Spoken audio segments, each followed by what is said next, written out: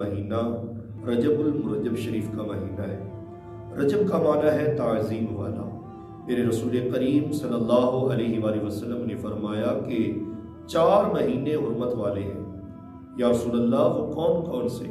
میرے مصطفیٰ نے فرمایا ذی القعد، ذی الحج، محرم اور رجب شریف۔ حضرت ابو ہریرہ سے مروی ہے نبی علیہ الصلوۃ والسلام رمضان المبارک کے علاوہ کسی ماہ کے پورے روزے نہیں رکھتے تھے سوائے شعبان اور رجب شریف کے۔ میرے رسول پاک صلی اللہ علیہ وآلہ وسلم کا فرمان ہے، میرے محبوب نے فرمایا کہ جس بندے نے ماہ رجب میں ایک نفلی روزہ رکھا، اللہ رب العالمین اسے سال بھر روزے رکھنے کا ثواب عطا فرماتا ہے۔ پھر فرمایا گیا جس بندے نے ماہ رجب میں 7 روزے رکھے، اللہ پاک اس بندے کے لیے جہنم کے 7 دروازے بند کر دیں گے۔ پھر فرمایا گیا جس بندے نے ماہ رجب میں 8 روزے رکھے، اللہ رب العالمین اس بندے کے لیے جنت کے 8 دروازے کھول دیں گے۔ اللہ اکبر! اتنا برکتوں والا مہینہ اور ہم غفلت میں اس مہینے کو گزار رہے ہیں۔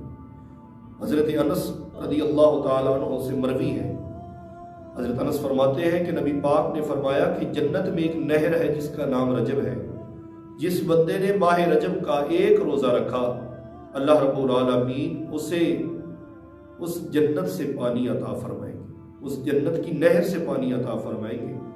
میرا بھائی، یہ مہینہ بڑا ہی تعظیم والا مہینہ ہے، یہ مہینہ بڑا ہی برکتوں والا مہینہ ہے۔